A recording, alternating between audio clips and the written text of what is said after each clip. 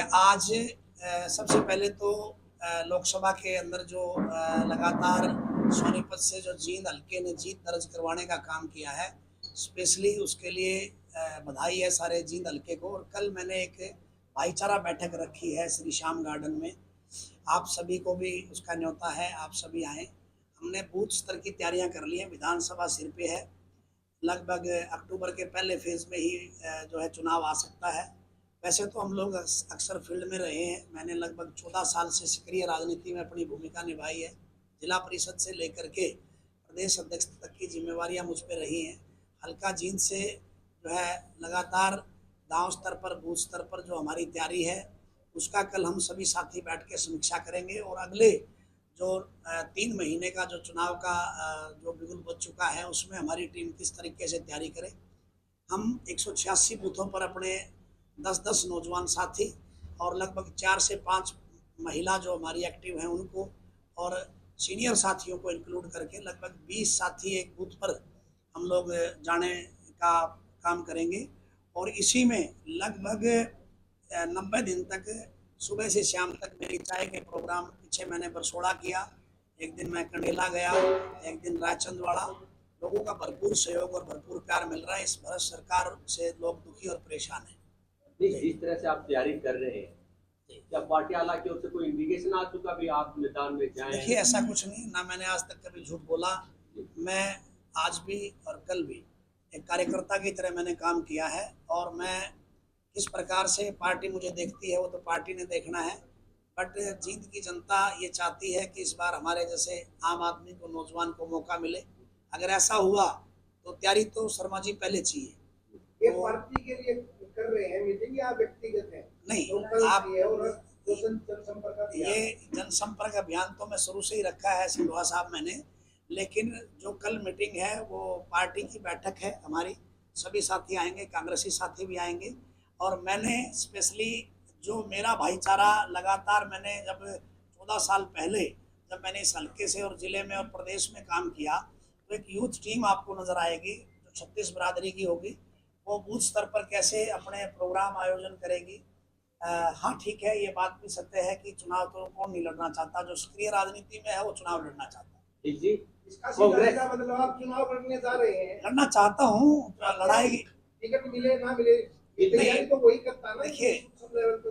देखिए सूक्ष्म लेवल पे तैयारी तो मैंने पीछे भी करी थी, टिकट नहीं मिल पाई ना, तो मैं कौन सा फिर पार्टी से विच्छेद करके दूर तो मैंने हुआ नहीं। जी, कांग्रेस आला ने खासकर आपके हरियाणा प्रभारी ने पत्र भेजा है सभी को। हाँ। उसमें ये बोला कि जो जीतार्थी है वो अपना आधार बताएं भी, आप कैसे जीत रहे विधानसभा को, कैसे जीतोगे। तो अगर उसी बात को आपके सामने सवाल करें तो आपका बेस क्या है, कैसे जीत पाएंगे अगर टिकट मिल जाए? मेरा बेस ये है, मैं कहूँ वो अच्छी बात नहीं। आपका कैमरा, आपकी आईडी जाए, हर गली में जाए, मोहल्ले में जाए, हर 36 बिरादरी में जाए, तो आपको स्वयं पता चल जाएगा कि आज पिछले जितने भी नेता रहे हैं जिन्होंने जींद को सिर्फ ठगने का काम किया, उनसे लोग परेशान हैं, दुखी हैं। वो चाहते हैं कि कोई नया चेहरा आए, कोई अच्छा चेहरा आए जो जनता के बीच का हो, नौजवान हो, जिसकी डेवलपमेंट की सोच हो। जी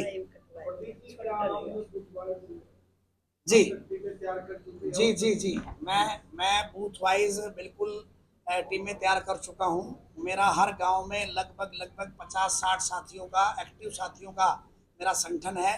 और अगर मैं बात करूँ लोको कॉलोनी वार्ड नंबर 1 से लेकर के बूढ़ा बाबा बस्ती तक, और बूढ़ा बाबा बस्ती से राम कॉलोनी तक, राम कॉलोनी से लेकर के ओमनगर से और हमारा जो शीतलपुरी तक, ये सारा जो इलाका है, मैं यहाँ 14 साल कोई गली ऐसी नहीं है, कोई मोहल्ला ऐसा नहीं है, कोई बूथ ऐसा नहीं है जहाँ मैंने काम नहीं किया और जहाँ मेरी पास टीम नहीं है। जिस तरह से मेरिट के आधार पर कांग्रेस ने कहा कि मेरिट के आधार पर टिकट मिलेगी, मेरा तो यही कहना है कि हम कुछ नहीं चाहते, किसी को टिकट दे पार्टी, लेकिन सर्वे और मेरिट के आधार पर देगी। तो मुझे लगता है कि मैं लगातार 14 साल से फील्ड में हूँ और मैं अव्वल रहूँगा इस मामले में। किसी और भाई का अगर अव्वल नाम आया तो उसकी मदद करेंगे, नहीं तो आज जो चुनाव लड़ने की बात जहाँ तक आती है कि अगर आदमी शेर का शिकार करता है तो हथियार भी उसी के चाहिए, है ऐसा तो है नहीं कि भाई शेर का शिकार करने चल पड़े और गादड़ के शिकार के भी हथियार आपके पास नहीं पंडित है। जी, अगर पार्टी टिकट नहीं देती है कांग्रेस पार्टी, तो फिर आपका क्या विचार है? चुनाव देखिए लड़ेंगे या नहीं मैं तो लड़ेंगे? ये श्योर मान करके चल रहा हूँ कि अगर योग्यता के आधार पर टिकट मिलेगी तो टिकट ही मिलेगी, कोई दिक्कत है नहीं, मुझे लगता नहीं। क्योंकि पीछे भी कई प्रकार के एक्सपेरिमेंट हो चुके हैं। पार्टी को सत्ता को लाने का जो पार्टी ने एक फैसला किया है, राहुल जी ने, अपने उदय भान जी ने, अपने भूपेंद्र हुड्डा जी ने, विपक्ष के नेताजी ने जो इंडिकेट किया, यहाँ पर भी बोला गया कि मेरिट के आधार पर टिकटें देने का काम करेंगे। जनता जनार्दन तय करेगी कि कौन मेरिट में आगे है, और जब जनता तय करेगी तो मुझे नहीं लगता है नेता उस बात को इग्नोर करेंगे। जींद में 10 के करीब चेहरे हैं, तो आप इतने कॉन्फिडेंस कैसे हैं अभी? आप कोई कह रहे हैं कि मैं ये तो नहीं कह रहा कि मैं ओवर कॉन्फिडेंट हूँ। मैं कॉन्फिडेंट इसलिए हूँ क्योंकि मैं जनता का आदमी हूँ, जनता के बीच का साथी हूँ। इस चुनाव में भी आप ब्रह्मचारी जी से जब बात करेंगे तो आपको पता लगेगा, जहाँ जहाँ मुझे जिम्मेवारियाँ दी गई, मैंने निष्ठा से वो जिम्मेवारियाँ निभाने का काम किया। चाहे वो वार्ड नंबर 1 था, वार्ड नंबर 2 था, वार्ड नंबर 3 था, या कोई गांव की जिम्मेवारी मुझे दी गई, मैंने पसीना बहा और दिल से मैंने काम किया, जिसका नतीजा ये था। पूरी जींद की, वैसे तो कांग्रेस पार्टी ने काम किया, सभी साथियों ने काम किया, सभी वर्करों ने काम किया, तो उसका नतीजा ये था, जहां हम लोग 43-40 हज़ार से पीछे मिस हुए थे, वहां पर हम 2800 वोटों पर आकर खड़े हो गए। पिछले 4 विधानसभा चुनाव में मिड्डा परिवार जीतता है, आप कैसे पार पा लेंगे? क्या क्या कुछ नजर आ रहा है? एक बात तो कहता हूँ शर्मा जी, अगर इन पुराने घरानों से पीछा छुड़वाएगा तो वो एक ही भाई होगा आपका, प्रदीप गिल। क्योंकि मेरे पास कुछ नहीं है, मैं कोई राजनीतिक घराने से नहीं हूँ, मेरा दादा परदादा कोई मंत्री एमएलए नहीं रहा, मेरी कोई राजनीतिक पृष्ठभूमि नहीं है, मैं एक मास्टर का बेटा हूँ। लेकिन मैं धरातल का व्यक्ति हूँ। अगर जाओगे लोको, चंद्रलोक, हकीकत नगर, 40 क्वार्टर, पटियाला चौक, सावित्री नगर, नेताजी कॉलोनी, जोगिंदर नगर, शीतलपुरी, शिवपुरी, राजनगर, रामवीर कॉलोनी, हकीकत नगर, ऐसे मुझे टिप्स पे याद हो गए जैसे कंडक्टर टिकट काटता है। लेकिन मैं क्यों? क्योंकि मैं इन इन इन जो है ना, उसमें जो है ना कॉलोनियों में पैदा हुआ या यहाँ पड़ा हुआ, और मेरा जो है ना धरातल जो है वो मजबूत है। इसलिए मैं मानता हूँ कि इनको, क्योंकि जो आए चुनाव में जातिगत जो है समीकरणों के आधार पर टिकटें ले लेते हैं। हम तो एक बात चाहते हैं, जो 36 बिरादरी का मान सम्मान करने वाला कोई साथी हो, मैं नहीं कोई और साथी हो, तो उसे पार्टी टिकट दे, लेकिन टिकट दे सर्वे के आधार पर, ये ना दे कि वो उसका बेटा, वो उसका बेटा, वो उसका बेटा। ये बेटा प्रथा जो है ना, इसको खत्म करने के लिए प्रदीप जरूर लड़ेगा। अगर इसी प्रकार के भी समीकरण आते हैं तो लड़ाई लड़नी पड़ेगी। कांग्रेस में भी तो बेटाई प्रथा चलती आ रही है जींद के अंदर। देखिए जींद के अंदर चलती आ रही है, तो इस बार ये प्रयास तो आपके भाई का है कि इस प्रथा को हम तोड़ेंगे। आम आदमी, आम नेता, जो पब्लिक के बीच का, ऐसा नहीं जिसके दरवाजे अभी भी जाओ तो बंद मिले। क्या आपको लगता है कि पल ब्रह्मचारी आपके टिकट की पैरवी करेंगे केंद्र में? देखिए मैं अकेला उनका वर्कर नहीं हूँ, मैं अकेला, मेरे को वो गोद में बैठाए, ये भी सच नहीं है। जिस सब ने काम किया उनके लिए, वो सबकी पैरवी करें, लेकिन वो ये जरूर बताएंगे कि मेरिट के आधार पर इस जींद में कौन व्यक्ति सही रहेगा। अगर मैं सही रहूँगा तो वो मेरी पैरवी कर देंगे। मैं बल्कि ये नहीं कहता कि मेरे नेता को मैं इस तरह से कैसे परेशान करूँ कि वो कल को मतलब परेशान हो कि मैं प्रदीप की पैरवी करूँ, कि मैं फलाने की पैरवी करूँ। मैं ये कहूँगा कि उन्हें सिर्फ अपने लीडर्स को ये बताना चाहिए कि हमें सत्ता में जाना है, हमें किसी का चहेता नहीं बनना। गिल साहब, कांग्रेस पार्टी जो है एक मंथन कर रही है कि जो बूथ वाइज ड्यूटी लगी थी लोकसभा चुनाव के अंदर, तो उसमें उसी आधार पे जो है ना कांग्रेस पार्टी का कोई कैंडिडेट चेहरा मतलब पार्टी के अंदर होगा जो वहां जीत के आए बूथ पे। फिर बधाई दे रहा हूँ मैं आपको, मेरे सारे बूथ चेक कर लेना आप, जहाँ बूथ पे कांग्रेस का पीछे क्या कैडर रहा है, क्या सिस्टम रहा है। अब मैं लोको कॉलोनी का उदाहरण दे देता हूँ आपको। एक मिनट बीच में बोलूंगा, ओवरऑल तो आप आ रहे हैं जिन विधानसभा से? नहीं, ओवरऑल हारने का मतलब नहीं है। आपको मैं हाँ, फिर मैं ये भी पूछना चाहता हूँ, पत्रकारिता से जुड़े हुए पुराने व्यक्ति हैं, जहाँ 40,000 से हार होती थी वहाँ 2800 पे लाके खड़ा कर दिया। हम तो सबसे बड़ी जीत करके आए हैं। अगर यहाँ लूज हो जाता चुनाव तो हम पूरी सोनीपत लोकसभा हार जाते। आप ये मत कहिए, आप ये कहिए, बल्कि आपको तो पीठ थपथपानी चाहिए हमारे जैसे लोगों की कि हम 2800 वोटों से सिर्फ जो रहे हैं ये विधानसभा में। तो इस बार फिर अब लड़ाई किसके खिलाफ है? लड़ाई सीधी उन लोगों के खिलाफ है। अब मिड्डा की बारी है,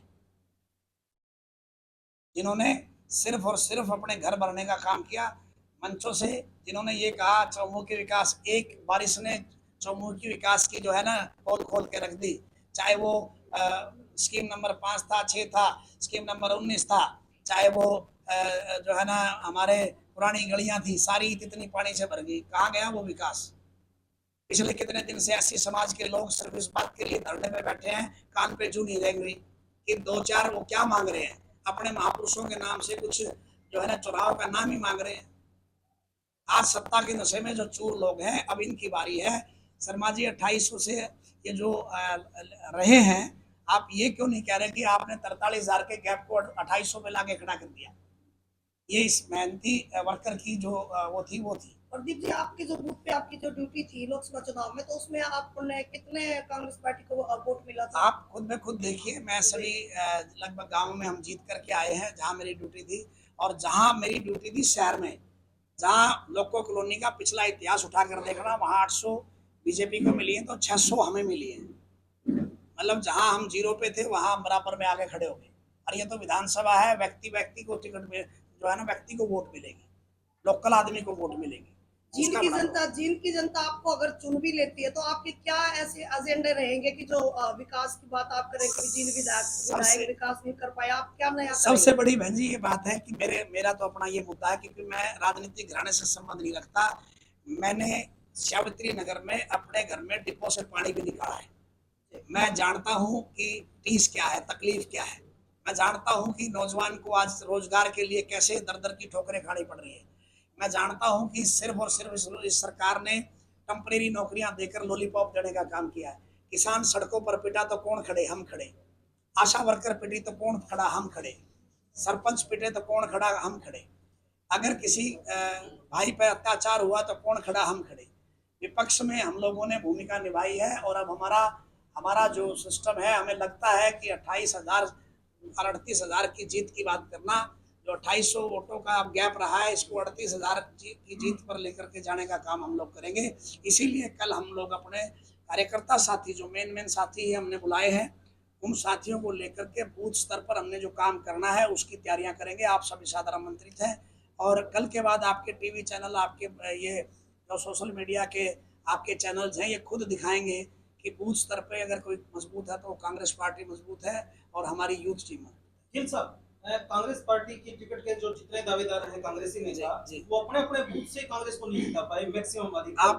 आपको मैं अभी मेरा रिकॉर्ड दे करके भेज रहा हूँ, आप उस रिकॉर्ड को जरूर देख लेना। प्रदीप गिल की जहाँ ड्यूटियां लगी वहाँ सारी जगह कांग्रेस जीती है। जहाँ पर शहर में हम लोग पहले कमजोर थे, वहाँ हमने उसे अप करने का काम किया है। जहाँ 800 और 600 का क्या गैप मानते हैं, जहाँ पिछले दौरान सारी वोट 40 मिली थी हमें, तो वहाँ 600 वोटों का मतलब आप ये मान करके चले कि हमने उस गैप को कितना बड़ा खत्म कर दिया। तो ये बातें हैं, लेकिन कई जगह हम बिल्कुल 0 भी रहे हैं, वो पार्टी मंथन कर लेगी जिन लोगों नेताओं की ड्यूटियां लगा रखी थी। लोकसभा चुनाव में देखिए, कुछ ऐसे बूथ हैं जहाँ पर हम थोड़ा सा कमजोर रहे हैं, बीच के बूथ हैं वो कहीं, तो वो आप लोगों को ज्यादा पता है, और मैं व्यक्तिगत किसी की मैं नहीं वो टिप्पणी करना चाहूँगा। आपके पास भी वो रिकॉर्ड है, पार्टी के पास भी वो रिकॉर्ड है, और मैं ये भी नहीं कहूँगा कि वो लोग कमज़ोर हैं। उन लोगों ने अगर जो है ना जितना भी काम किया उसमें पार्टी को इजाफा ही हुआ होगा। हर आदमी एक जैसा नहीं होता। कोई आदमी ज़्यादा काम करने वाला होता है संगठन में, कोई आदमी सिर्फ चेहरा दिखाने वाला होता है, और कोई आदमी जो है ना मैनेजमेंट का होता है। हर तरह के लोग होते हैं।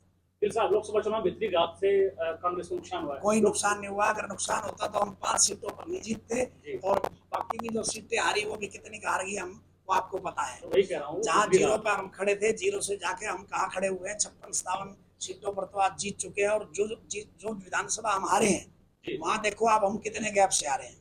तो राजनीति में देखो आंकड़े आप लोगों को ही पता ज्यादा रहता है। हम लोग तो अब हर कहता है कि हर आदमी अपनी पार्टी को अच्छा बताता है, लेकिन आंकड़ों के आधार पे आज आप कांग्रेस को कहाँ देखते हो, हमारे संगठन को कहाँ देखते हो, वो आपसे बेहतर कोई नहीं जानता। भीतरी घात हमारे तो कहीं हुआ नहीं। और भाई वैचारिक मतभेद तो मेरा और आपका भी हो सकता है, मनभेद नहीं है। जब हम लड़ते हैं तो इकट्ठा होकर के लड़ते हैं। शैलजा जी कितनी वोटों से जीते, दीपेंद्र भाई कितनी वोटों से जीते।